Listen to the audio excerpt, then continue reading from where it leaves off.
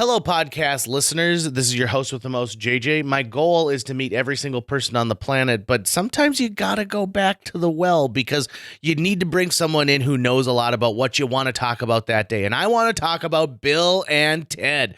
So we brought Dr. Greg Carlson back into the studio. You've heard him many times on this podcast before, so you're in for a treat, and we're going to break down Bill and Ted's Excellent Adventure, Bogus Journey, and all the other great stuff leading up to another episode. So set a reminder on your fancy watch to download the next episode because we're going to break down Bill and Ted Face the Music in our next episode as well. So why am I still talking? Well, let's get into it. Bill and Ted's Excellent Adventure, Bogus Journey with our special guest, Dr. Greg Carlson. And by the way, if you'd like to help support our podcast, visit jjmeetsworld.com where you can donate to our Patreon, pick up some killer swag at our merch shop, or click the link to Apple Podcast and give us a 5-star review. 1, 2, 3, 4.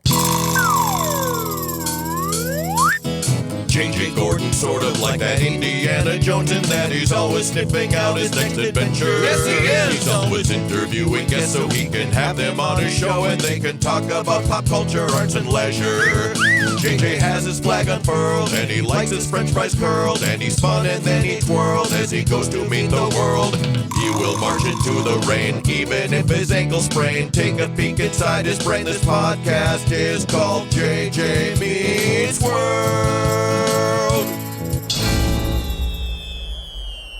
There is nothing better when it comes to a movie theater snack to me than a large popcorn, no butter topping, no oil, but I salt it halfway through, a box of Raisinets where I remove all of the top flaps so I can just tip the box up to my mouth to take in, and a large diet soda.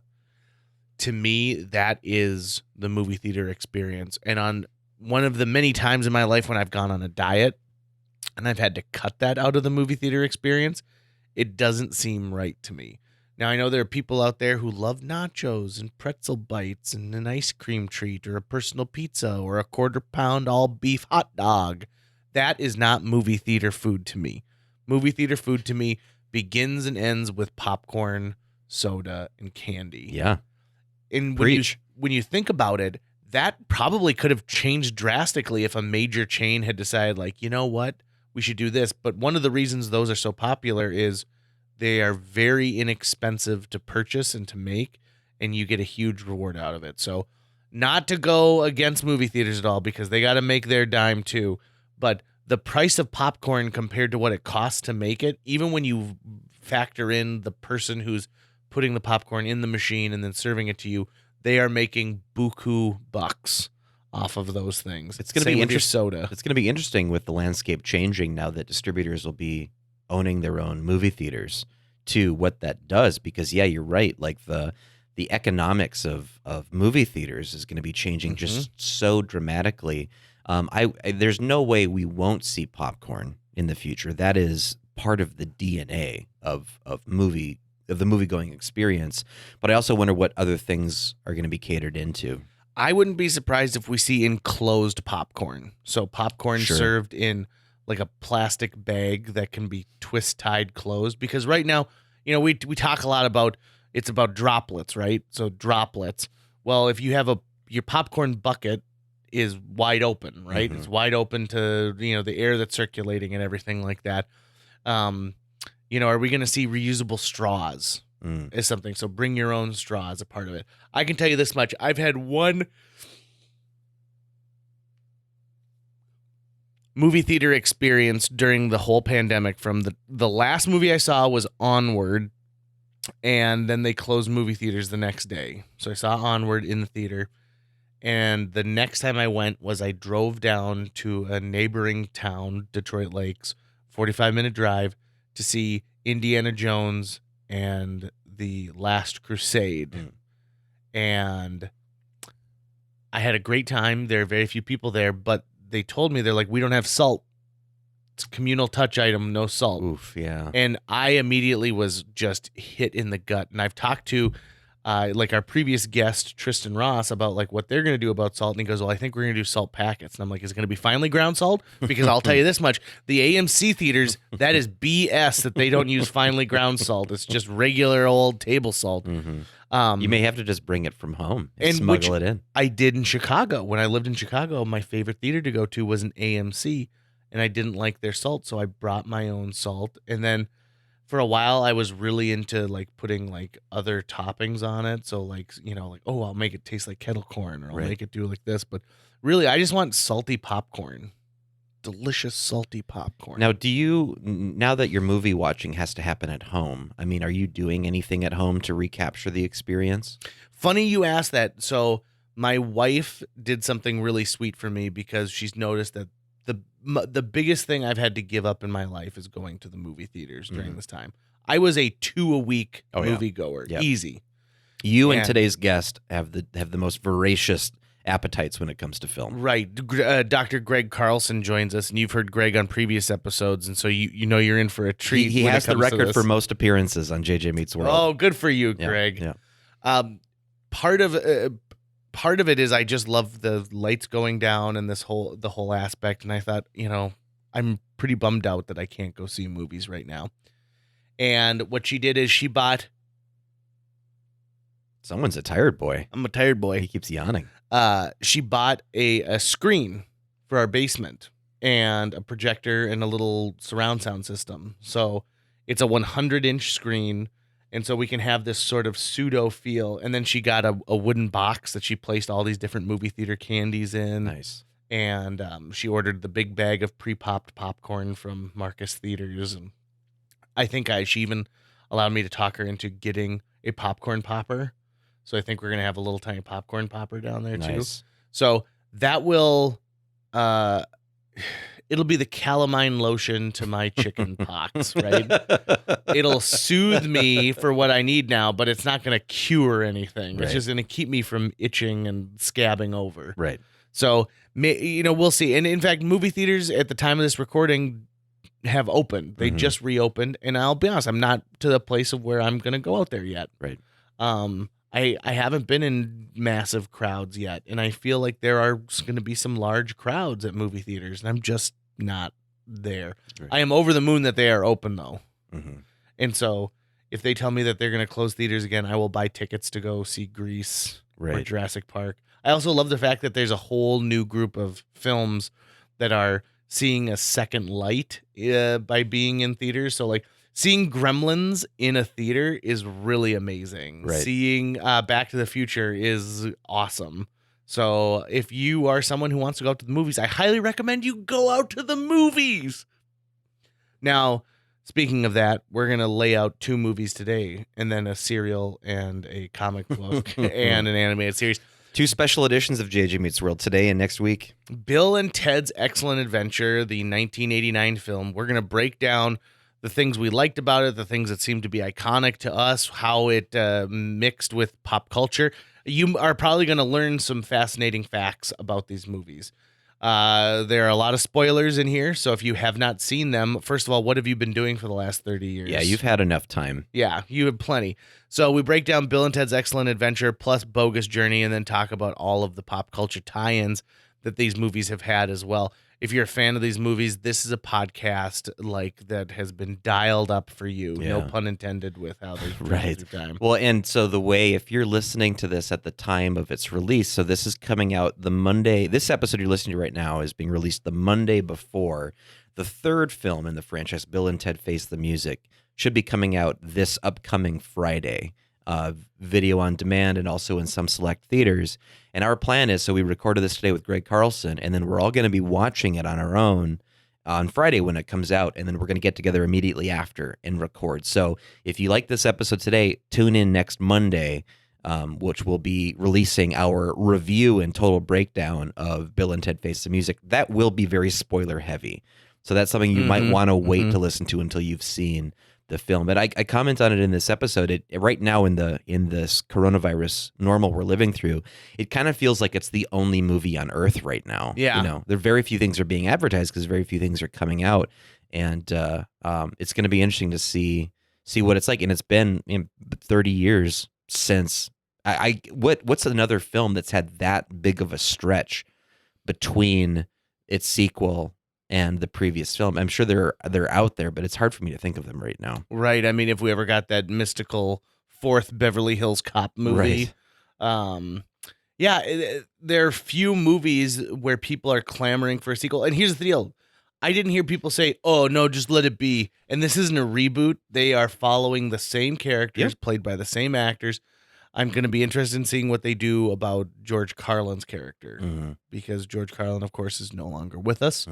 But I'm very excited to see what they do with this movie, and it's undoubtedly going to be a star-studded, filled romp through time and midlife crisis. So, folks, sit back, relax, and enjoy this episode of JJ Meets World with our special guest, Dr. Greg Carlson, as we break down some of the most bodacious movies of all time. JJ Meets World. Easily one of the movies where I've seen the sequel more than I've seen the original is the Bill and Ted soon-to-be trilogy of films. We welcome back Dr. Greg Carlson to have a discussion with us. We're going to unpack Bill and Ted's Excellent Adventure, Bill and Ted's Bogus Journey, a little bit about the animated series. We might even mention the cereal that came out, all leading up to the release of Bill and Ted Face the Music. So, Greg, let's start with this. Bill and Ted's Excellent Adventure comes out in 1989. Do you remember any lead up, any pomp and circumstance to before this movie came out? No, I don't. I think it was a sleeper. I think it was, it capitalized on the idea of stoner comedy without the pot on screen. So, everybody wanted to affect the speech and the language and say, like the Ninja Turtles, there's Right. a lot of party on and excellent and those sorts of things that would inspire. Like a surfer culture is tied into it. Yeah. So surfer, stoner kind of culture.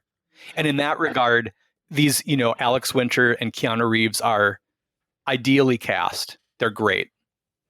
And I think, to me, they kind of open the curtain and show what this California lifestyle, we eventually saw it in more movies like Encino Man, and just the idea of like, well, this is what it looks like if you live in California, like in Southern California, and this is your day to day. The fact that they hang out at the local like convenience store enough that becomes like a very important setting at one point in the movie. And I love the fact that they chose these guys to be high school students as well.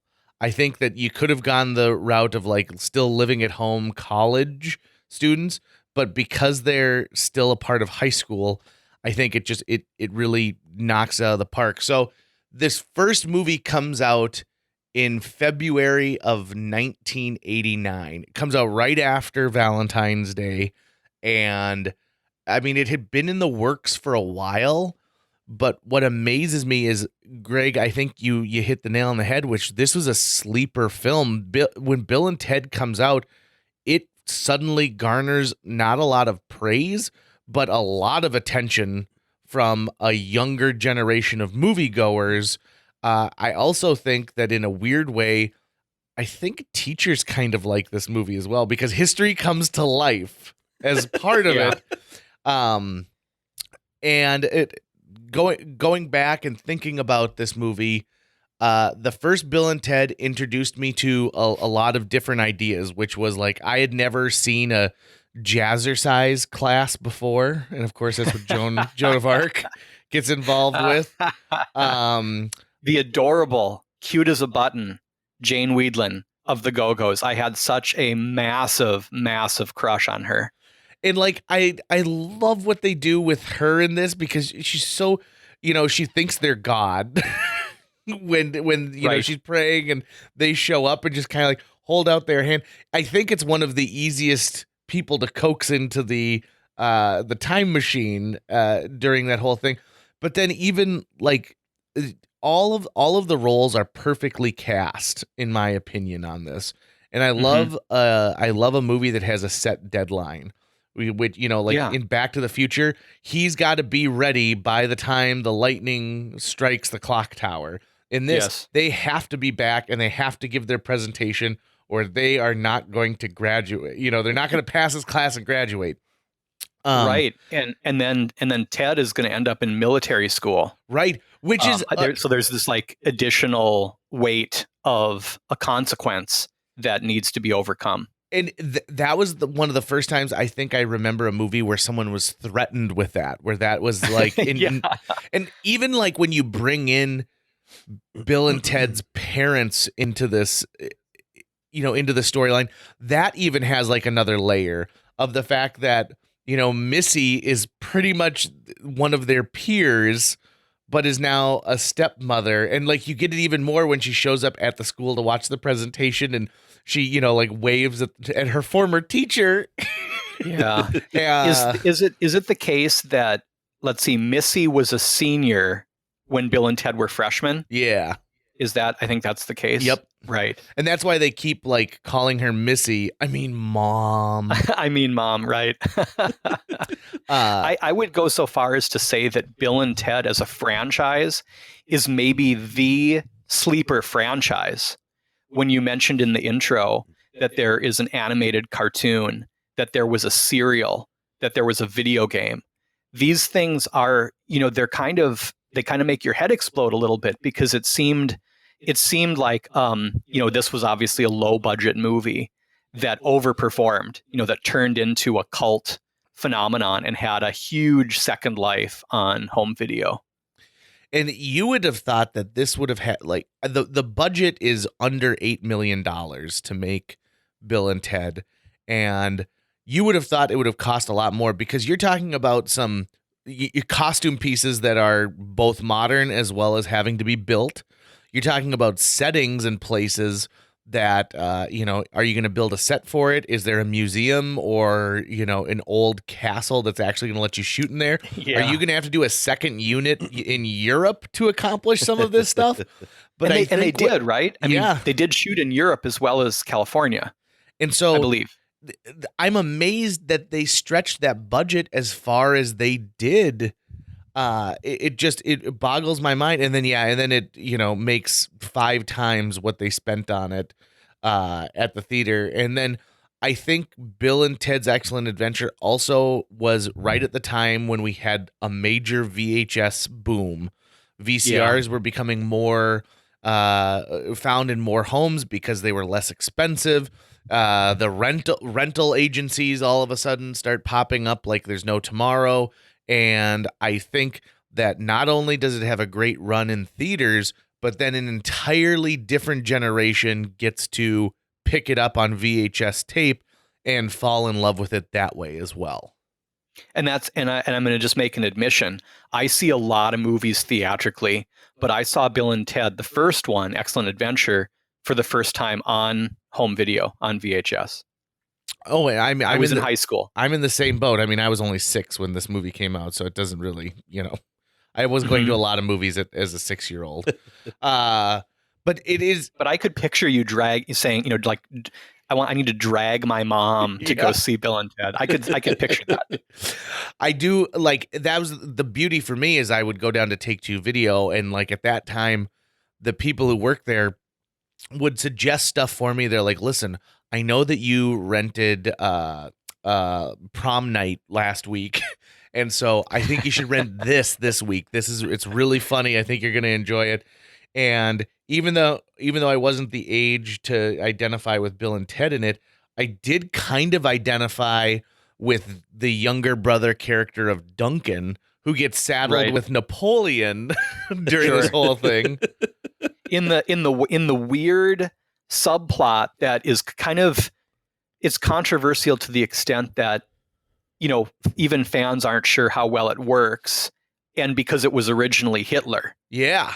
And not Napoleon. And obviously, that decision got made early on when Solomon and Matheson are transforming their stand-up routine into a movie, because they're like, let's see, Hitler comedy. At that time, it wasn't. It was before Jojo Rabbit. I think that a lot of people too probably look at that movie and they can clearly say, okay, this is a movie that doesn't take itself too seriously, but at the same time, you can't help but love Bill and Ted throughout this entire movie, even when you know that, their band sucks and they're just, they're putting off doing this project and they're making every bad decision along the way, but you can't help but love them. And so even Napoleon, by the end of this, you are like, oh my God, this guy is the worst. Like when he has to have the last bite of ice cream in the Ziggy Piggy, you still kind of at the same time, find it endearing that he has gone to a water park. Yeah. And he's gone to a Chuck E. Cheese type franchise. And by you the wonder, end of it, is the water park, did it originate simply because it's called Waterloo and that's the gag? It had to have been. It had to have been, but it's funny because I forget the name of the actor who plays Napoleon, but that guy was brave because he's wearing this like one piece underwear suit that gets soaked, and they're trying to sort of cut around or shoot around the see-through nature of this garment. Terry Camilleri. Okay. Was he in anything else, Tucker? Yeah, he was in The Truman Show. Okay. But he was credited as Man in Bathtub.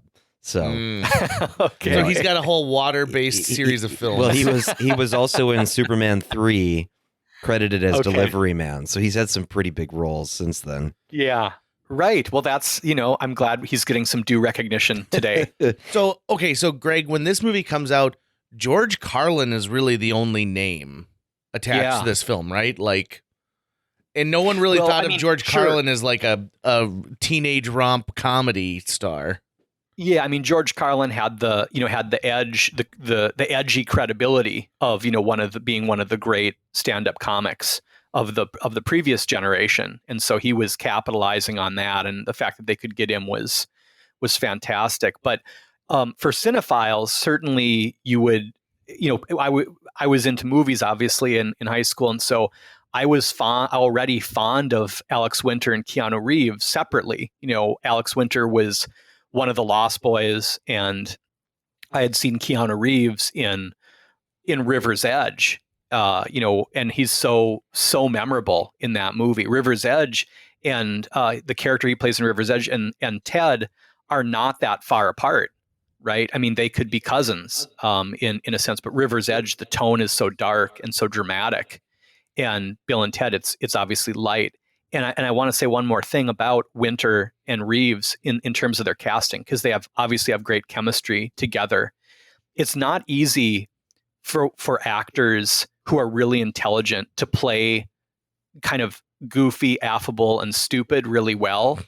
But both Winter and Reeves completely own that aspect of it, like way more than any of their competitors, way more than Carvey and Myers in Wayne's World, in my opinion. Right. I mean, you're on their side from the get-go. They're just lovable is a good way to put it. Also, I'd like to just add really quickly about Terry Camilleri. He also was in Gigli, credited as Man in Dryer. In Dryer. Okay. Yeah. So it's not that Bill and Ted was the peak. It was really just the beginning of the ascent for Terry. Yeah. This is going to sound weird, but like I think you can tell how good of an actor Winters and Reeves are by some of the choices that they make in this. Like, for example, Keanu Reeves does this thing where when he's thinking, he stops and then kind of like jerks his head forward. Almost as if like lightning had struck his brain at that moment, and then he comes up with something. He has these moments where he goes forever without blinking that I have to feel was a distinct choice being made. Yeah. And I get such a kick out of how they react to each other. And also, I think I fully buy into their friendship. I feel like the chemistry between them is amazing. Well, as they're written, the characters are pure, right? They're not duplicitous. They're 100% themselves. They tell you exactly what they're thinking and feeling. They're not bad in any real way. You know, they might be screw ups in the eyes of, you know, parents and teachers just because they have something that most teenagers don't have, which is they know who they are and they know their true passion and they've committed to it fully. And they're I would call them pure as characters.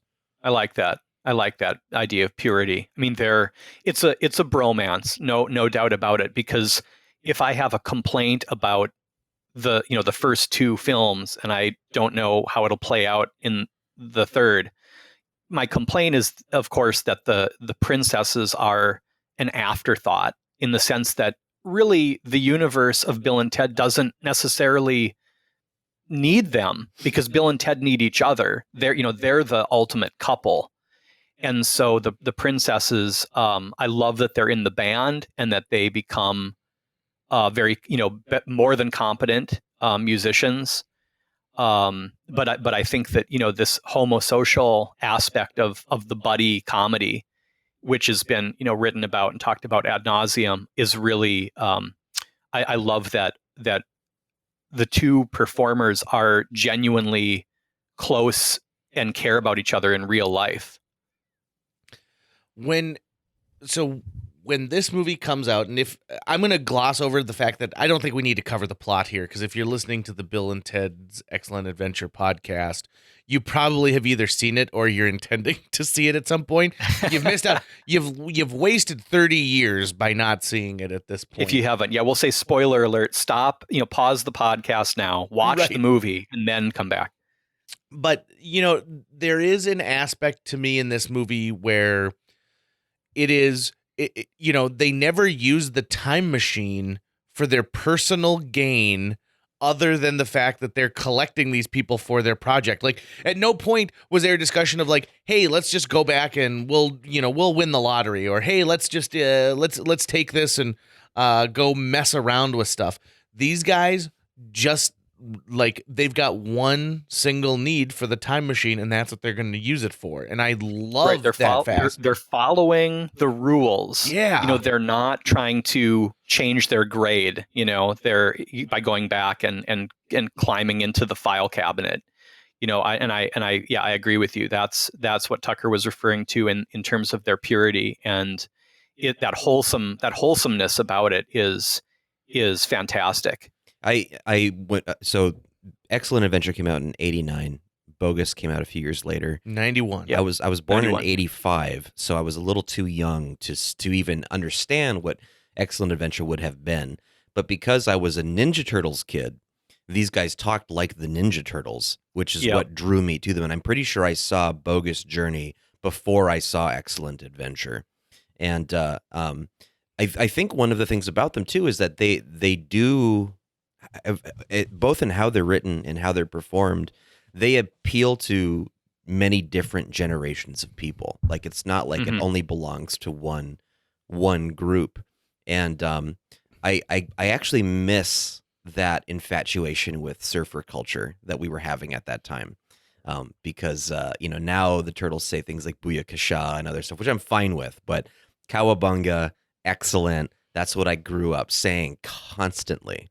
And Bill and Ted was such a part of that. But the thing that does elevate Excellent Adventure, even though I love Bogus Journey, absolutely love Bogus Journey, but I love the stakes in Excellent Adventure, that it's about like a school reporter. It's about grades, and it's not about saving the universe per se. Right. Which is fine, but I love those stakes. I love it when the stakes are high for the characters, even though they're low for everyone else, right? No one else is really affected by whether or not these guys.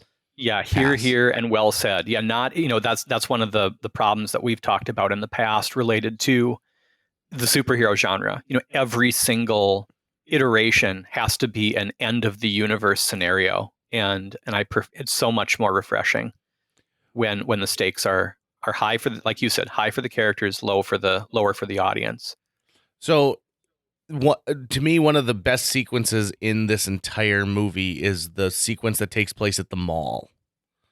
And you allow these characters from history to go and kind of have their own small adventure in a montage sequence.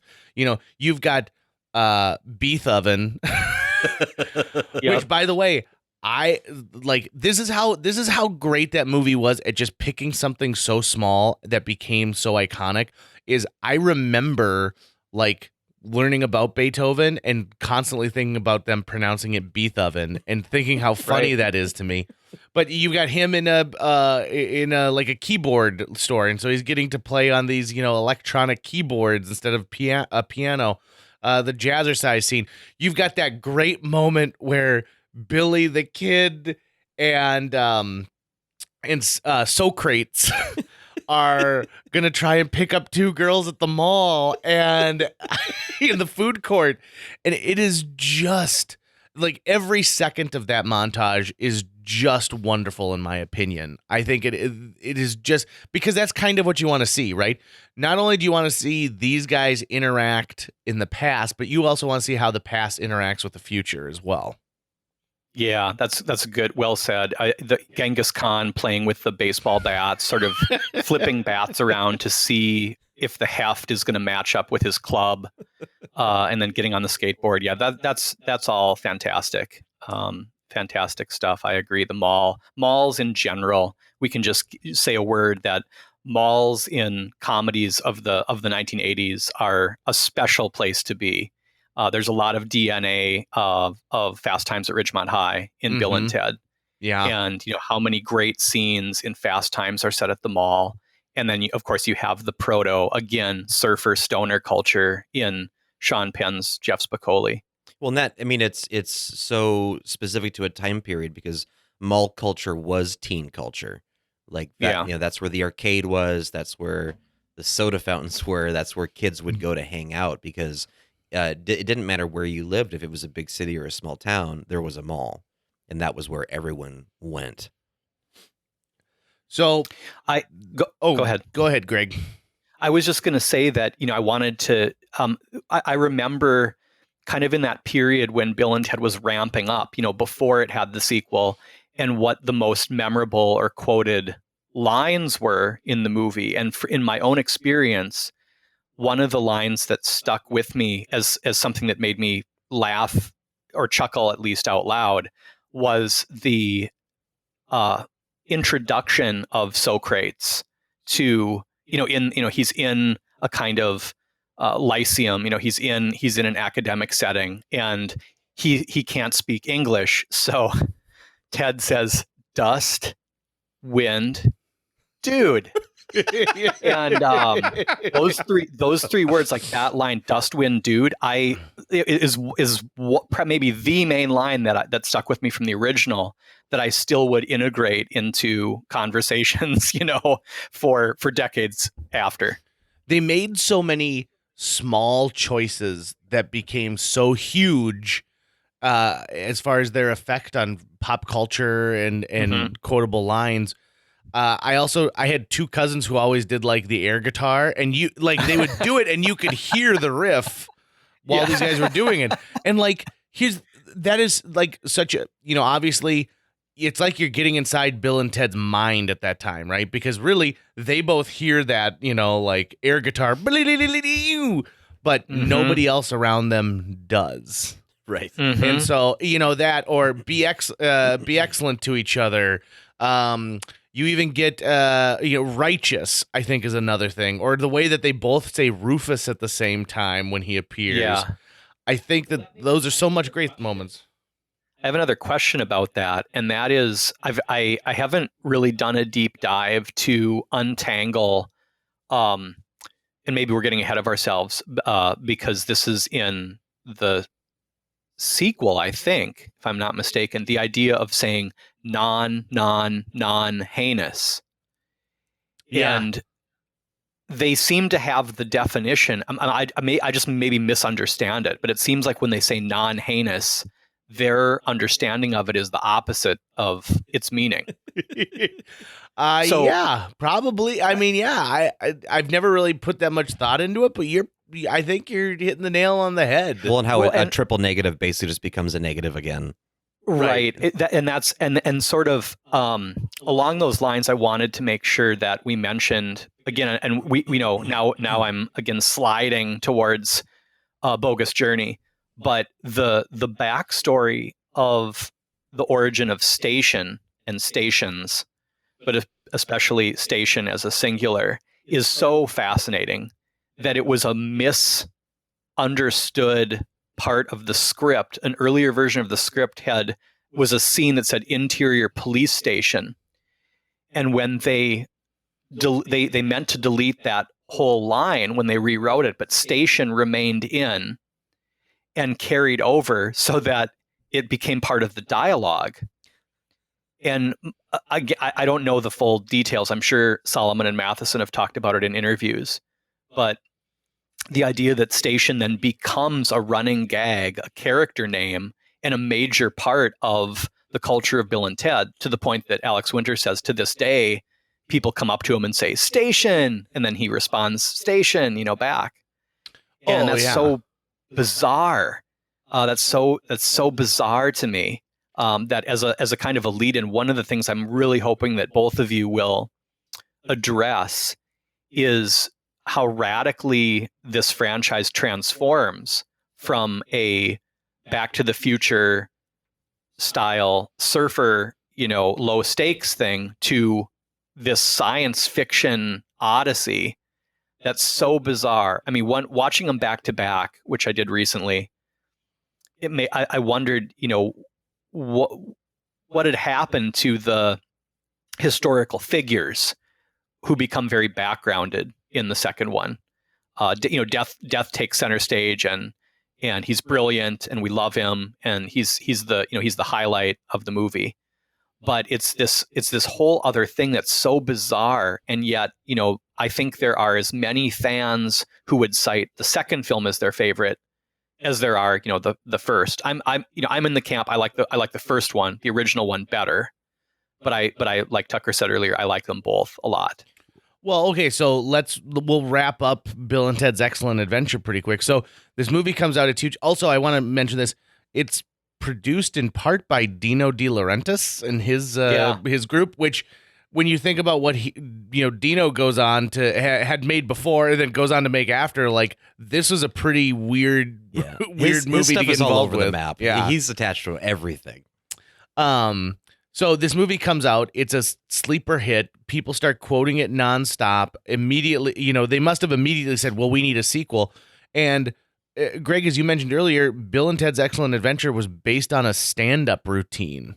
And so I think these guys keyed into the fact that these characters touched a nerve and they need to focus on what these characters are, and that you need to raise the stakes. But I don't think these guys wanted to just make another version of time travel. They didn't want these guys at community college, and now they've got to go back in time to get Henry Ford so that they can pass, some other, Right. piece of Right. class. Like they don't want to fall into the Home Alone trap, where everything is merely derivative of the thing that came before. Right. And lest we forget, in the first film, there is technically not an enemy other than a ticking clock. So there's no villain that they are working against in that first film. In the second film, they get a very clear villain, which becomes, in all honesty, is one of my favorite villains from any movie ever. I think the costuming is perfect. The voice work is perfect. The casting out of this world. But, okay, so Bogus Journey comes around. They've got to make this new movie. Can you imagine them going in and pitching this and saying, like, okay, so in this, Bill and Ted are going to go to hell, and we're going to show what hell looks like, and then we're going to show what heaven looks like, and then we're going to end with a battle of the bands. Be like, okay.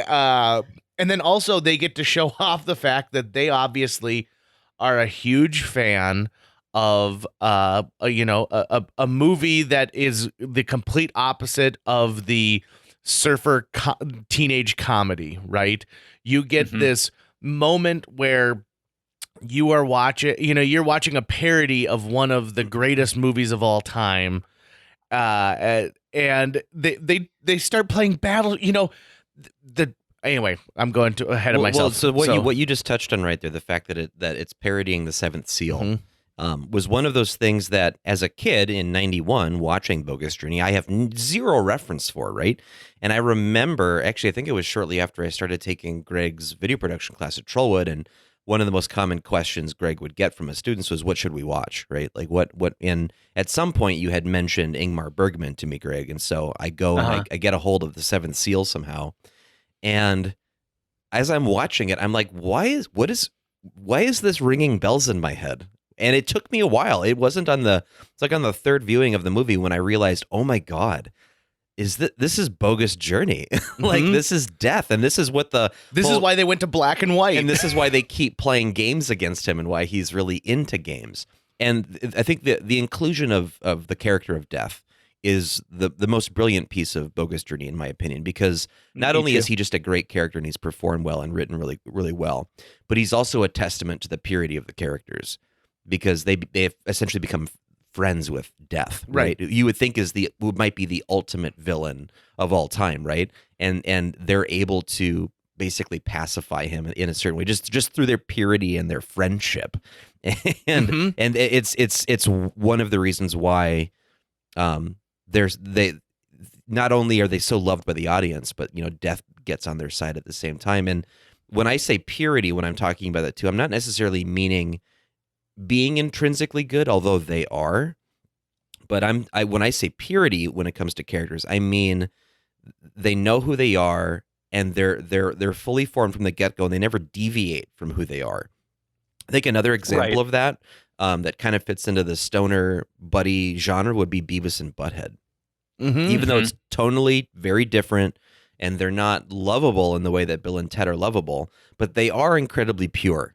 You know exactly what they want, but with Beavis and Butthead, either things rule or they suck, and that's it. Like everything's divided in between those two things, and they never change. They barely grow. Bill and Ted actually grow a bit, but they never grow away from who they are. And Bogus Journey does a fantastic job of maintaining that, which is why I'm hoping we still get that through line in the upcoming trilogy film. What is fascinating to me is they set up in the first movie that these guys essentially unite and save humanity through their music.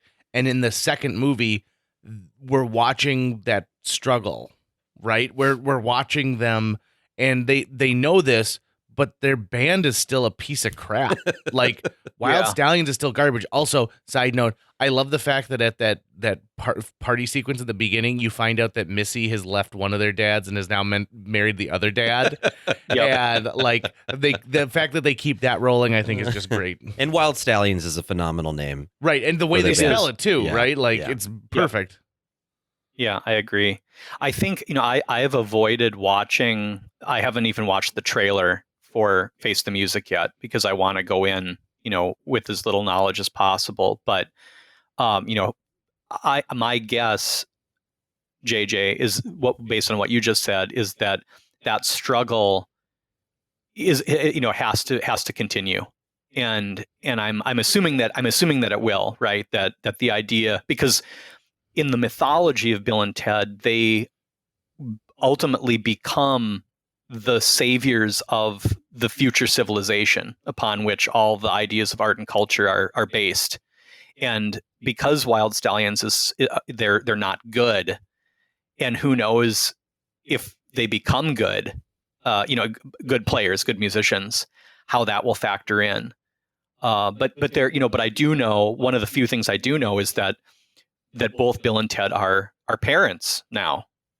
And I think that's going to be a big part of the third one. Yeah, I guess since you haven't seen the trailer, I'm hesitant about it to even talk about, because I don't want to spoil anything for you, because there are not necessarily plot points, but pieces of tone that you get. Okay, they're going to be focusing on this idea and this idea, and I'm excited by it. They're definitely revisiting things that they did in the previous two films, but then it seems like they're taking it in a new direction. Time travel is very much a part of it still. Well, and in the second movie, you have to acknowledge the fact that they've kind of been cursed, knowing that this is what their destiny is, but always feeling like, am I doing the right thing right now to live up to my destiny? Right. And which is one of the reasons why, like, is his name Denomus, is that the name of the villain? Denomalos, which is Denomalos. Ed Solomon spelled backwards. The screenwriter. Oh, I didn't even know. There, you learn something new every day. A lot of Easter eggs in these. Oh my gosh, yes. Joss Ackland playing that character, I think, is just so good, and like showing that like the future isn't a perfect utopia. You know, also like I love the fact that they're like, okay, so let's figure out what the costuming of the future is going to be, because we've kind of set it up already with a sequence in the first movie, as well as a little bit with what Rufus wears.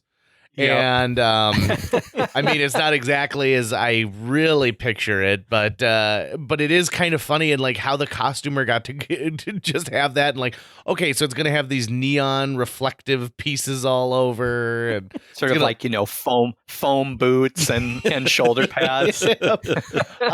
Which to me, I kind of wonder, like, okay, so were you taking a part of what that mall surfer California culture was, and just trying to like make it bigger and blow it up? So kids had started wearing sneakers, and so it's like, okay, so what's the sneaker fashion of the 21st century?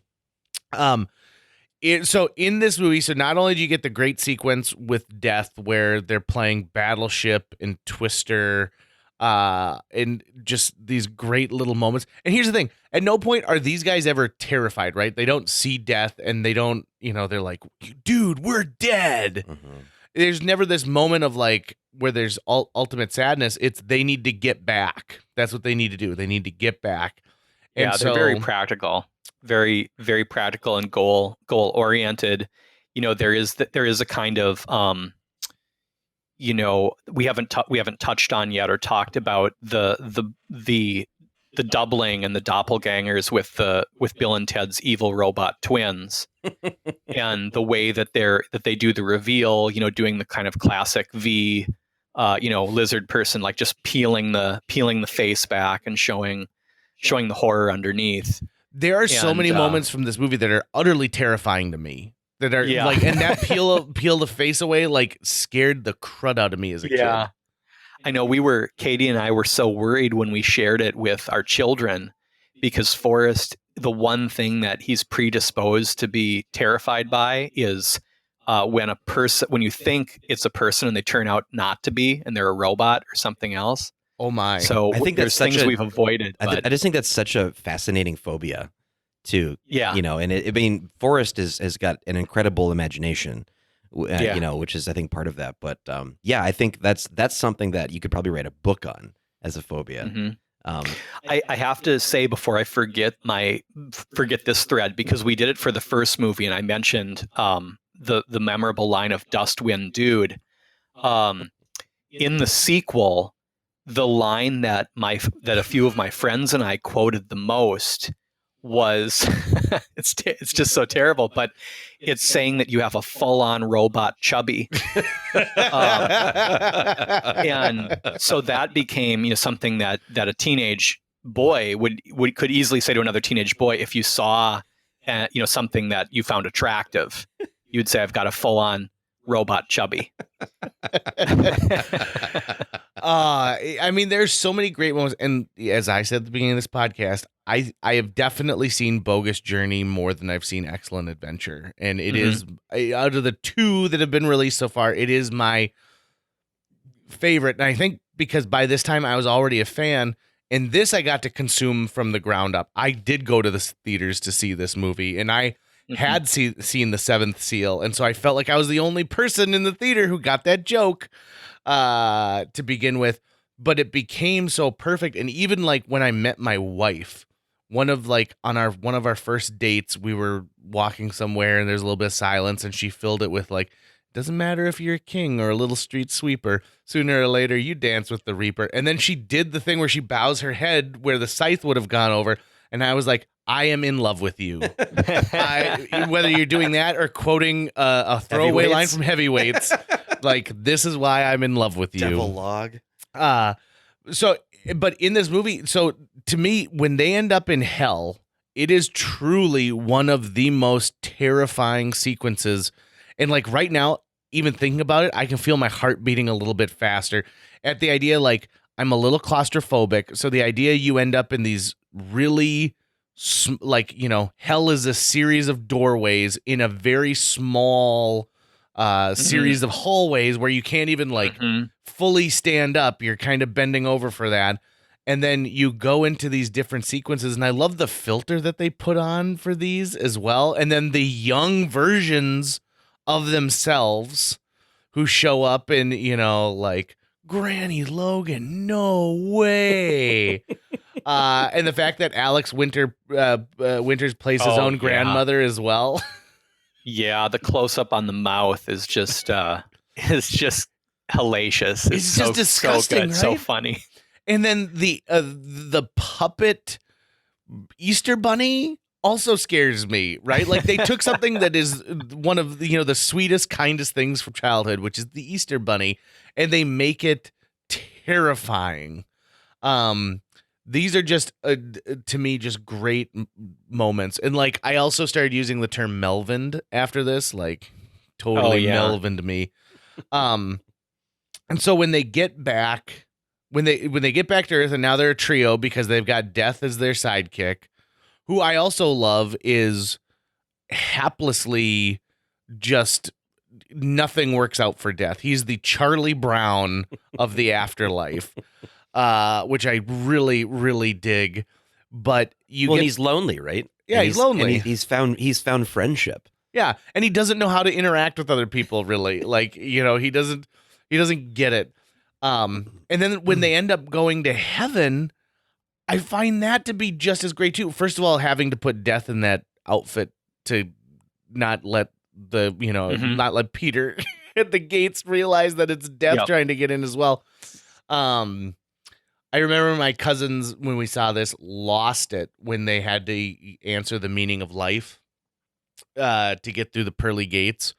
They thought that those guys quoting lyrics was just the funniest thing that they had ever seen before. And then this is really what threw me. When they go to find the smartest people in heaven and they find the creatures from another planet, and Death throws out the like, what, you thought that like the smartest person was going to be, you know, a human? And I instantly had this moment of like, oh my God, you're absolutely right. I'm assuming that it's always going to be humans, but it doesn't have to be. Right. That blew my mind. And then of course you get a great a great Radio Shack moment. Is it Radio Shack that they go to? I can't remember. I can't remember. I remember them pulling apart a dust buster at one point for a piece. Right. And those are always great. That's another great movie trope, is the idea of MacGyvering something out of nothing, just taking spare parts and cobbling it together to make a machine or a robot or something that you need to, you know, to fulfill a plot point. Right. You know, you don't need this $1 million science lab. You can find what you need at the local A&P. You know, they did the same thing in Short Circuit 2 where he fixes himself. That for sure was a Radio Shack. It just all, you know, or what was it? That movie where the aliens come and live in the building in New York that's going to be torn down. I'll think about it. What is it? Not batteries not included? That's the one. Greg, this is why I like having conversations with you, is because if I'm going to stumble, you're going to be right there for me. You know, we could talk a little bit too today, although we can reserve some of it too for once we've seen Face the Music. But that episode is going to be mostly focused on just talking about the movie itself.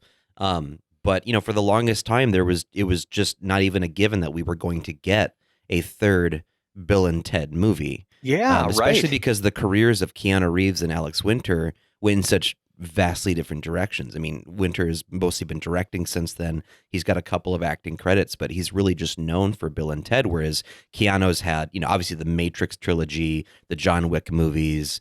He's basically a meme now. You know, he's just beloved in all these ways on the internet. I think he tried really hard to get away from Bill and Ted for a long time, to say like, no, I'm not just this character.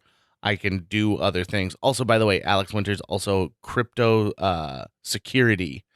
That's He's right. big into that. That's and right. so I heard a great podcast with him not too long ago where he's like, are you putting electrical tape over the the camera lens on your phone? Because if you're not, you should be. Right. Yeah. But there was always, I mean, I have no insight into the behind the scenes, so you only hear rumors or read rumors on the internet. And it seemed that Winter was pushing for a long time to get that third Bill and Ted movie made. And I wonder what it is about it now, and maybe it's just that Reeves has solidified who he is in his career, and he probably feels he has the freedom to revisit the well. And, nostalgia sells really well in this country. But now that this movie is coming out amid the coronavirus and it's going to be going VOD, it kind of feels like it's the only movie in the world right now because it's the only one really being, I mean, there's obviously Chris Nolan's Tenet, but Bill and Ted is the thing I'm seeing constantly. And it's kind of surreal to think that there's just been no new movies. And now what we're getting is a third Bill and Ted. I think that to me, it is from the trailer that I watch, and I won't spoil anything for Greg, I promise. This movie came around at the perfect time. Sure, we could have gotten a third movie in 1993, and it could have opened up against, Jurassic Park. But to me, the fact that they waited this long, the fact that it's been almost 20 years since the last time we saw Bill and Ted on screen, and now we're dealing with a Bill and Ted who are at an important crux of their life. They're they're having a midlife crisis. They're at the point of where, gosh, what are we going to do with ourselves at this point? I think is perfect. And Tucker, you hit on something brilliantly, which is I also think that this pandemic is going to change the way people see this movie. And I think it's going to change the way that people feel about not only a movie experience, but also like it's going to affect your feelings on the storyline here, which is the reason why I think they didn't completely scrap the idea of releasing it right now. I have a real feeling that the filmmaker said like, nope, this is going to add an element that previously hadn't existed for us.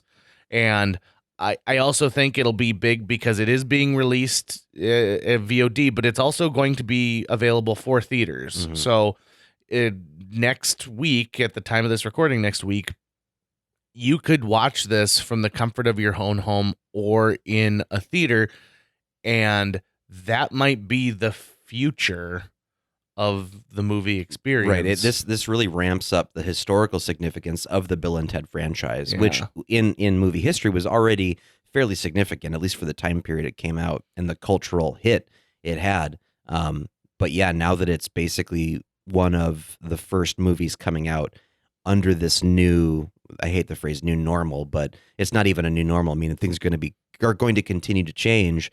But now that that act, I forget the name of it, JJ, that you had talked about, is no longer valid, where distributors can now open their own movie theater chains and stuff like that. The Paramount Act. The Paramount Act. We're undergoing this seismic change in movie distribution that, Greg, I mean, how closely have you been paying attention to this as a topic? Oh, not, a little bit. I mean, I certainly, am interested in the way that our own local theaters have been responding to this, how the Fargo Theater is still dark, out of safety concerns, rightfully so, and, moving the Fargo Film Festival, or a shortened version of it, to an online event. And so, when everybody saw the Greg Marcus trailer saying how much he'd missed it, I enjoyed reading all the comments because, Greg Marcus is such a personality, right? Kind of in the same way that the Smokies commercials, made a celebrity, an unwitting celebrity or maybe witting, I guess, because, there's this kind of, I love Greg Marcus. So if he hears this, don't take it the wrong way, but like this desperation that's baked into the character, but also seems real, that he really wants to, see his face up on the big screen, even though, he may not have the looks of Brad Pitt, to put it charitably. So yeah, when I hear the Greg Marcus intro, I always kind of get the feeling that he's that person in your peer group who you had a couple classes with and you don't really consider them necessarily a friend, but they consider you a friend. Like you get invited to be a part of their wedding and you go, wait, what?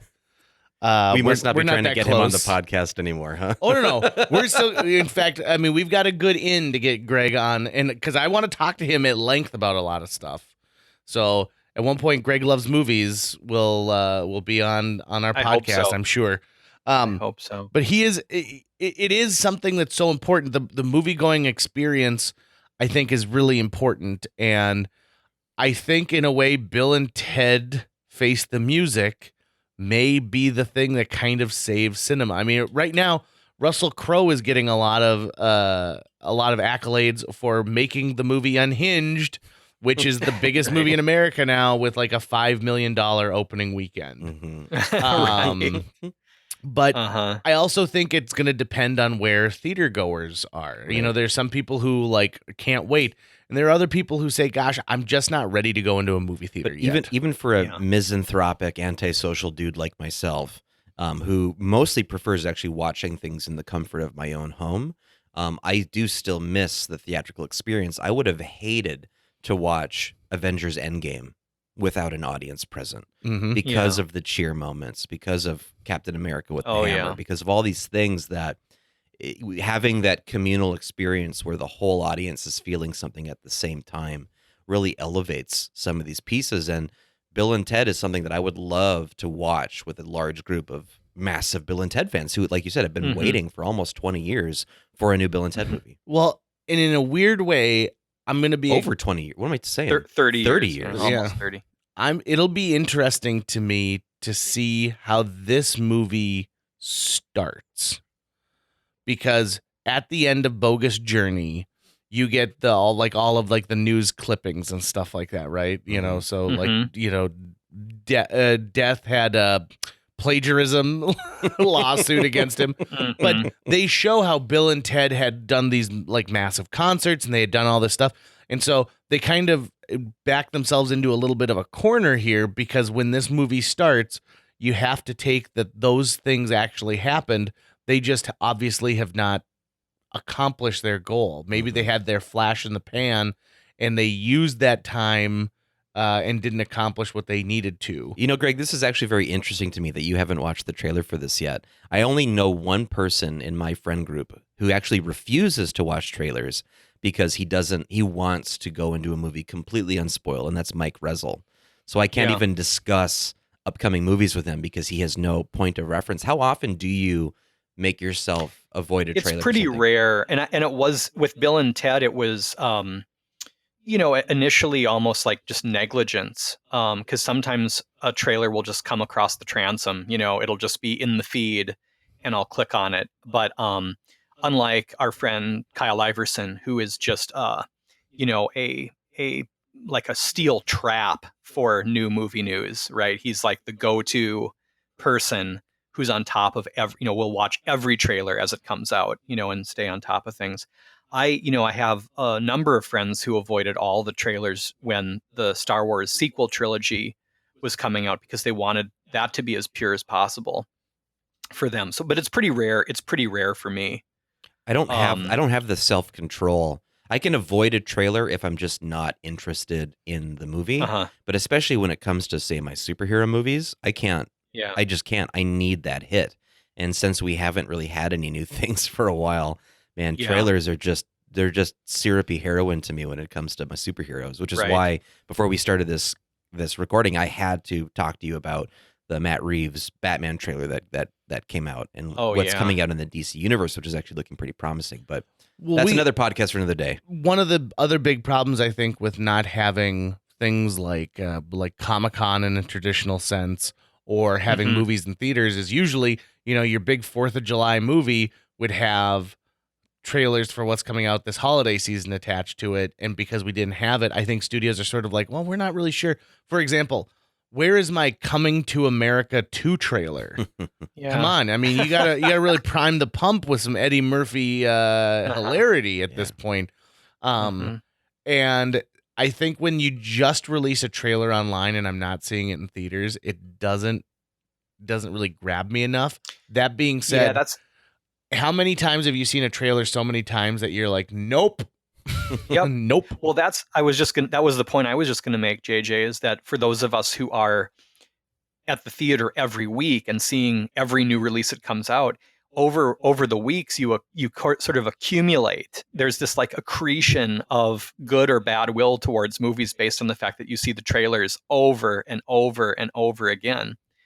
And I do miss that, even when I'm like, ugh, this I have this etched into my brain now, this trailer, every line or whatever. So There are movies too that I'll get really excited by the trailer, and then I'll see the movie and I'll go, the trailer was actually better.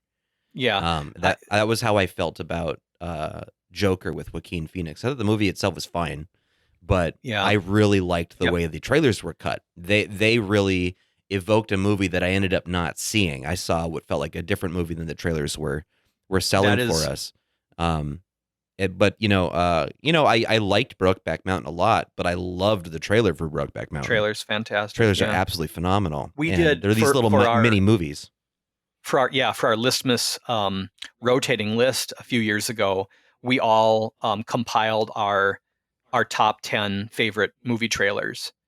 And one of the ones that I had selected, and I did have Brokeback Mountain on my list, but one of the ones I had selected as a trailer that was just the way you described it, Tucker. The movie that I watched was not the trailer, and that was Man of Steel, which was a trailer that made, that people were joking online at the time, the trailer that'll make, grown-ups cry. Because it has, it hits all the beats of the Superman mythology in such a perfect way. It's like a perfect mini movie that the film itself just simply can't hold a candle to. Right. Anyway, before we get too far afield from Bill and Ted, one of the questions on my own agenda was to ask, especially Tucker, as a Marvel Comics fan, is whether you had ever interacted with the comics, the Bill and Ted comics. Nope, I actually never came across those. Okay, because were they Marvel published? Yeah, Marvel. Yeah, Marvel did a one shot for Bogus Journey, and they did it in the way. This is what's fascinating about it, is that it was done the same way that Archie Goodwin had adapted Star Wars, Okay. which is that Evan Dorkin got to go off of a script, an original script. So there were deleted scenes, including hell, more stuff in hell, and more stuff with the evil Bill and Ted, and so and the way that they depicted death was different. So anyway, the popularity of that one-off, here's another case of the cult following that Bill and Ted has. Marvel ended up, it was successful enough to start up an ongoing series. It only ended up being 12 series, but it was of course called Bill and Ted's Excellent Comic Book. Gotcha. Okay, I'm looking at that right now. More stories. So I really, including, Tucker, something you'll be very interested in. One of the Bill and Ted comic books focuses on their attempt to stop John Wilkes Booth from assassinating Lincoln, which is kind of a perfect idea. So in time travel, maybe right alongside going back to kill Hitler is going back to stop Booth. Right. Is such a great trope. Right. My little movie I made in 2006, Mercedes Ray, that does not exist without Bill and Ted's Excellent Adventure. There you go. It just there you go. doesn't. You don't get the former U.S. presidents partying in the present and figuring out what blenders are without Bill and Ted. Yeah, I love it. Yeah. I hadn't even made that. I hadn't been thinking of that until we mentioned John Wilkes Booth just now. Well, that's perfect. Abe Lincoln is typically just in the time travel genre itself. Abe Lincoln, just because of his visual and his status in American history, is almost always one of the go-to historical figures. You're almost always guaranteed to see him. Genghis Khan would be another one that you're almost always guaranteed to see or hear from. And that's one of the things that I'm looking forward to, which this isn't really a spoiler per se for you, Greg, but the trailer for Face the Music shows that there are other historical figures that become part of the movie. And I'm really interested to see who in history that we haven't seen in the franchise before becomes a part of the storyline. Because when you have time travel as a part of the toolkit of the storytelling, and it's not something that they're able to use time travel in a way that doesn't negate stakes in ways that, we've talked about this before in the podcast, how time travel can be something that really takes away the stakes of a movie, because if that's an option to, you can always just go back and redo whatever went wrong. And the Bill and Ted movies don't really treat it that way. So I'm interested to see who in history ends up, joining the fabric of the Bill and Ted franchise universe. There are some major things that they're going to have to address right away. For example, in 2020, when was the last time you saw a phone booth? Right. And yet that's their method of travel. Yeah. So, what is it with Keanu Reeves and phone booths? Because both The Matrix and Bill and Ted's franchise deal explicitly with phone booths. I think he also had to use a phone booth at one point in Speed, if I'm not mistaken. So it's one of our greatest phone booth actors of the generation. Yeah, take that, Colin Farrell. So one of the things that we really haven't touched on is we talked about the movies, but this thing had a huge cultural impact outside of that. Greg, you mentioned the comic book. There were action figures, of course. There was a Bill and Ted animated series that really filled the gap between the first movie and the second movie, that showed these guys going on their own adventures, produced by two different companies, by the way. Half of it was done by Hanna-Barbera, the other half by Deke. Do you know why that switch happened? I think it was just a matter of Hanna-Barbera was ramping down their animated series, and so some other company had to take it over. And at that point, Deke was the company that was making, more animated series for more, they did Inspector Gadget at one point, and there were just a ton of them. I can see the logo. It's a capital D, lowercase I, capital C, and then a little star comes across, and it goes, Deke. But then you also have what is considered one of the best promotional tie-ins of all time, which is Bill and Ted's Excellent Cereal. And the cereal was made by a company that made food for humans and animals. I mention that only because there were marshmallow note shapes. So like they look like notes. And then they were kind of these cereal O's covered in cinnamon that a lot of people said really just look like kibble. Like it looks like you're eating kibble when you have this thing. But where they get a lot of acclaim is the toy and little prizes inside were amazing. When they launched the cereal, one of the things you got was shrink wrap to the outside of the box was this. It looks a little bit like the phone booth time machine. So it's got the little antenna on the top, and then it's got the picture of the cartoon characters on the front, but it was to hold cassette tapes. It was like a tape holder that was specially branded. Some people thought it was supposed to be for a very small, like cereal bowl. And so I guess people used to eat out of it, not really realizing like, oh no, this is meant for tapes.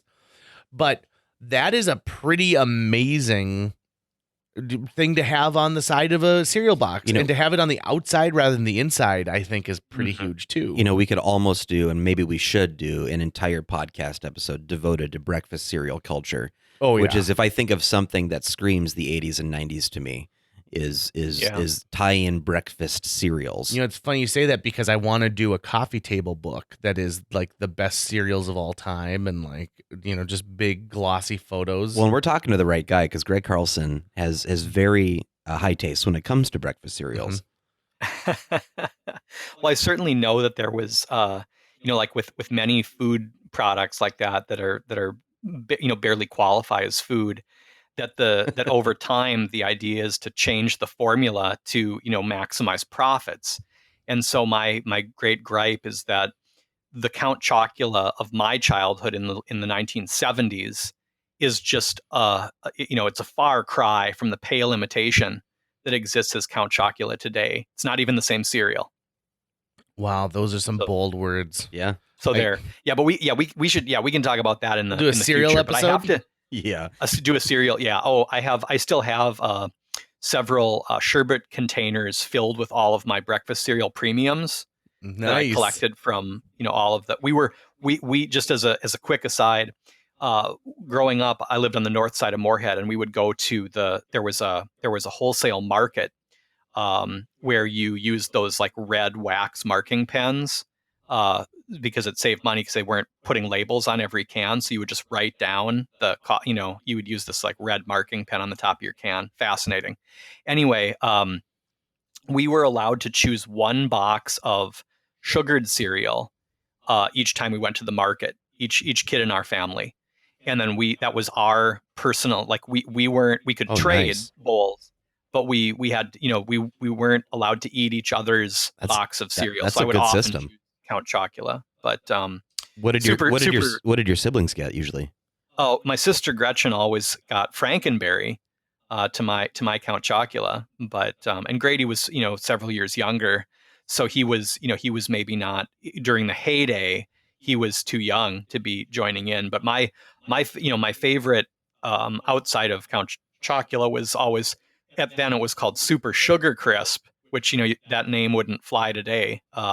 So it's now Super Golden Crisp. Mm, But hmm anyway, I want to ask before we run out of time about so this is another aspect of Bill and Ted that we haven't touched on, but I think it's worth touching on is that um and I don't know if it'll be addressed in the new movie, but in both the original and sequel, it was made at a different time, right? When homophobia in the culture was more hmm allowable, Right. and Bill and Ted used the other F word um, once in each of the movies as a gag, right when they hug and then realize that they're being too intimate with one another for what is socially acceptable, so they kind of jump back and then they call each other, the F word. And I remember too, just vaguely, and this is kind of an interesting thing that I don't know if JJ, if you've ever heard about the Universal Studios Halloween Horror Nights starring Bill and Ted, I sure have. where they would do like the local the local performers who were playing Bill and Ted.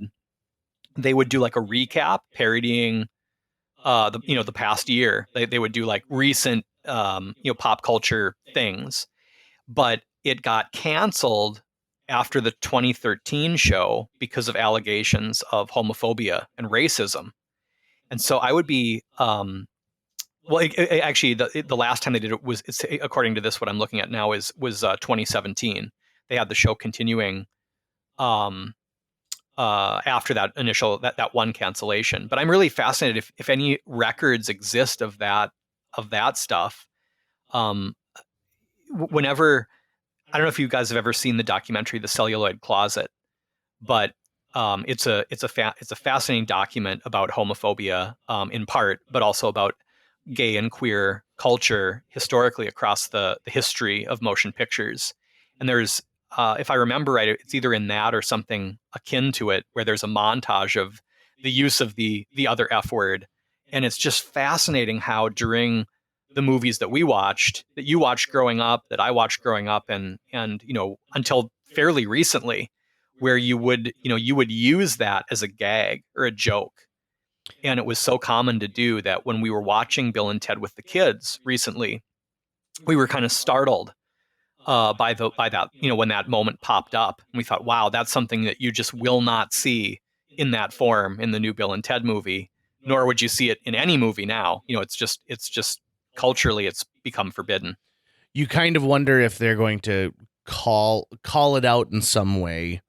That's what I was wondering. And I think that when you like, again, having 30 years between the last movie and this one, I think is going to show they're going to have to acknowledge the massive amount of change that has taken place during that time. And so they'll, I assume, call it out within the movie itself. Mm-hmm. I mean, which I think is going to be really strong to say, like, yep, it's the errors of the past and the insensitivity of the time, and how it's the growth, right? It's the growth of people, it's the growth of language, and the growth of understanding. And so I think that you will. And I think that anytime you you see it every now and then with some of the reboots where, when they made the Dukes of Hazzard movie, the guys pull into Atlanta and they get all these people in traffic who tell them that they're rednecks and they're idiots, and then they look and someone had painted the Confederate flag, or the Confederate flag is painted on the top of their car, and they kind of give each other this like moment. And that was one of the first times I ever really acknowledged the fact of like, oh yeah, well, I guess it's you can't just hide something in a closet and pretend like it never happened. You can't sweep it under the rug. You can't acknowledge it. There needs to be something to say like, nope, we've grown a lot. And I think that you sit down, and when they write a movie like Bill and Ted Face the Music, that is one of the things you owe fans of the original, is to come back and say we've all grown up a little bit since then. Well, and both the characters are now fathers. They have teenage daughters, and so they've gone through so much personal change and growth at the same time while still being Bill and Ted. So it would make sense to me that in some way it gets addressed. I guess we'll see when the movie comes out. But I mean, it's also just a reminder of the blind spots that so many of us have had over the years, to not paying attention to that kind of insensitivity, treating something like a throwaway joke, not thinking about, what that might actually be doing to people who are in the closet, who are afraid to come out because of the way they're treated. I look at Greg. Have you watched any of Cobra Kai by any chance?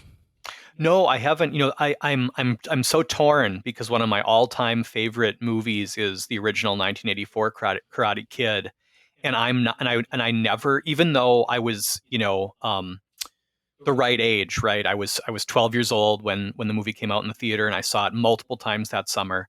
And then the sequel was the way the sequel opened was so unconscionable. That this true love between Allie and Daniel was, Daniel shows up and his car's trashed, and he says, they do the classic exposition, right? Allie left me for a football player or whatever. And I was like, huh?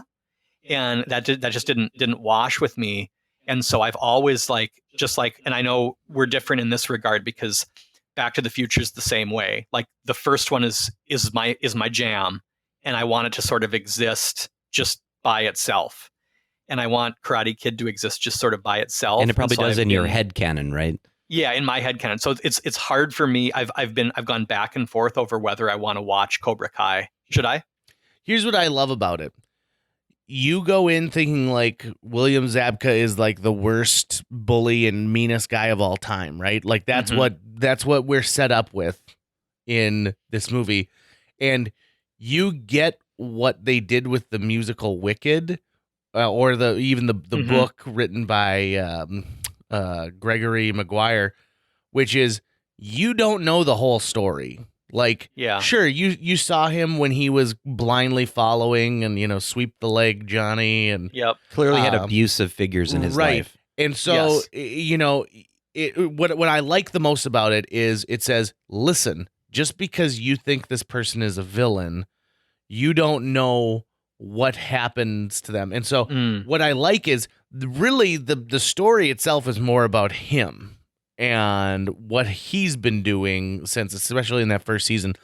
I think it's worth a watch. I mean, you undoubtedly have seen Karate Kid Part 4, right? Is that the which one is that? The Hilary Swank one.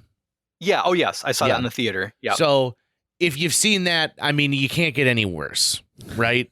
It can't be any worse than what they tried to do with that storyline with her and having monks bowling and dancing. Is it canon? Yeah. Oh, yeah. It is, okay. Yeah. The fourth one? Yeah. Oh, yeah. Yeah. It's about Mr. Miyagi having to go and he goes to visit some friends, and they've got a troublesome daughter, and he's like, listen, you guys go on vacation. I'll take care of your daughter. Yeah, I have experience. Don't worry. We're fine. I think there is a new it might be feature-length documentary about Pat Morita. Ooh. Yeah, there is. Yeah. And I don't know I don't know much about it. It just ran across came across my screen with some film festival news. So I don't know if it's any good or what the budget was like or what kind of access they had, but I will. It's on my radar now, so I'll be looking for that, because Mr. Miyagi a legend for all times. I actually recently watched an interview with him, and I don't know when the interview was actually recorded, but he recounts just the lengths he went through to get the role of Mr. Miyagi. It was like months and months of auditions. He auditioned like 5 or 6 different times, and there were people who were fighting for him to be it, but like the studio heads just didn't see him, and he had to test multiple times, and it was clear, and and obviously hindsight, it's clear too that he was the only choice for the role. Yeah, I dig that. I also, just so I can throw this out there, I'm so glad that this whole campaign to get James Hong a star on the Hollywood Walk of Fame is successful. I think that is just awesome, and I think it's a good example of sometimes you need, people who play bit parts in movies.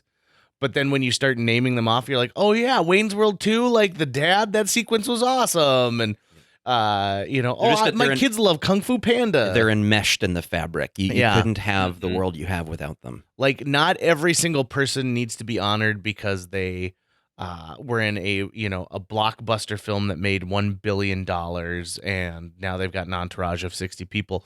Some of the folks who've gone on to do amazing things, are the 10th person listed in the credits. And so I think that's great. I'm definitely going to check out this documentary about Pat Morita, because talk about a guy who everybody knows. Also, side note, I hope we never see a prequel to The Karate Kid that is like a young Mr. Miyagi. Like when he's... I think that's what Happy Days was, wasn't it? Oh, yes. But Stephen Tobolowsky would be one of those people, right? Yeah. Like he's never the leading person, but he's so important to the history of right. filmmaking. And he has worked with everyone from Mel Brooks up to Jeff Garlin. Like right. It's just amazing when you see some of these character actors. And really to bring this kind of full circle, you look at all the people who have been a part of Bill and Ted's franchise. It is really just amazing. And this new movie, I imagine, is one of those projects where when they said, yep, it's actually greenlit, it's happening, I bet there were a lot of calls to a lot of agents saying, I want a part in this movie. I want to be a part of Bill and Ted Face the Music. Well, I just think of Hal Landon Jr., who plays Captain Logan. He's been a bajillion things. Right. And that, and there are so many indelible, I mean, it's a reminder to us that, actors who are working professionals, they sometimes, they're feeding their families, right? They're taking these paychecks. You don't know how they feel about the material that they're in. They would have no idea, how it might turn out. Bernie Casey, as Mr. Ryan is a good example. And for me, one of my favorite 1980s teen comedy dramas is The Last American Virgin. And Diane Franklin gives a performance for the ages in that movie. And she's Princess Logan, or the one who ends up with Ted. And I thought when I was rewatching, I was like, that's Diane Franklin, and unfortunately she doesn't come back. Neither of the two original princesses are, the actors carried on their roles. But, you've got Pam Grier as well. We mentioned Jane Weedland earlier on. It's just, and then of course all the rock star cameos, because there's that rock and roll. That's another thematic aspect of Bill and Ted we didn't get to today. Could be a whole other, maybe when we visit and do the sequel commentary, we can talk about that. Well, and for being movies that are so focused on two people who save the world with one amazing epic song, I can't ever remember owning the soundtracks, but I do remember learning all the lyrics to God Gave Rock and Roll to You. And almost to the point of openly weeping at the end of that, because it is kind of beautiful the way that those credits roll on Bogus Journey over that song. So Yeah, we'll definitely have to do that when we talk about Bill and Ted Face the Music. It's so, to kind of wrap this whole thing up, Bill and Ted have been part of the popular culture for a long time, and at least in my house, are these are movies that when they came onto DVD, I bought them as soon as they were on DVD because I love them that much. If I see it on TNT, I will stop and watch these movies. I remember introducing them to future generations and saying, like, listen, this is what the 80s look like. Like, this is what I remember when I went to birthday parties. Yeah. And it has a special place in my heart based on my age group, where if you said, listen, tell me about the movies that influenced you the most at that time, I'd be like, well, Bill and Ted's Bogus Journey, Don't Tell Mom the Babysitter's Dead. Another Ed Solomon, right? Right. Didn't he write both of those? And so here, which is amazing, because I think every now and then you find people who can write teenagers where they're not, just stupid or lazy. You have to go through a change. Like Bill and Ted go through a change in this movie that isn't some giant thing where they change themselves entirely. It's this like reliance on themselves and seeing that they can actually do it and prove that they are not the nobodies that everyone is telling them that they are. And so I dig it. I dig it a lot. So We all have a little Bill and Ted in us. we do have a little Bill and Ted in us. I just double checked my own. I was just doing a fact check on myself. It's not Ed Solomon didn't write Don't Tell Mama Babysitter's Dead. The director of Excellent Adventure, Stephen Herrick, who had made his feature debut with Critters, he directed Don't Tell Mom the Babysitter's Dead. That was the next movie he directed after Excellent Adventure. And Don't Tell Mom the Babysitter's Dead came out the same year as Bogus Journey, which was of course directed by a different person. It's so fascinating, all the intersections of these Hollywood characters, that Solomon and Matheson were, have been writing partners since they were in college and have known each other, since they were that young, and that they're both kind of, they're both royalty in a sense, right? Matheson is the son of Richard Matheson. Solomon is the son of John Cleese. That just blew my mind, when I found that out, because I think they're both, really funny and talented. Well, and again, to come back to this, like the fact that they wrote a movie based off of a stand-up routine, I think is pretty genius, because the whole point of a stand-up routine is it is maybe a couple seconds long and has a single payoff in it. So to get an entire movie out of it, I think is pretty amazing. Greg Carlson, always a pleasure to chat with you, and I look forward to chatting with you about Bill and Ted Face the Music being released soon. Party on and be excellent to each other. That's going to wrap it up for today's show. If you enjoyed this episode and would like to help us continue to produce new episodes each week, visit jjmeetsworld.com, where you can donate to our Patreon, pick up some swag at the merch shop, or follow our link to Apple Podcasts and leave us a 5-star review. You can also follow us on social media. We're on Facebook, Instagram, Twitter, YouTube, all the sites the cool kids are using these days. JJ Meets World is produced every week by Tucker Lucas. You can find out more about Tucker's work by visiting moonbasemaria.com. If you want to get in touch with your host with the most, check out linebenders.com, where you can find direct contact info for JJ or booking information. I think Tucker and I can boast a tune that, like, hell is definitely not having to hang out with our grandmothers.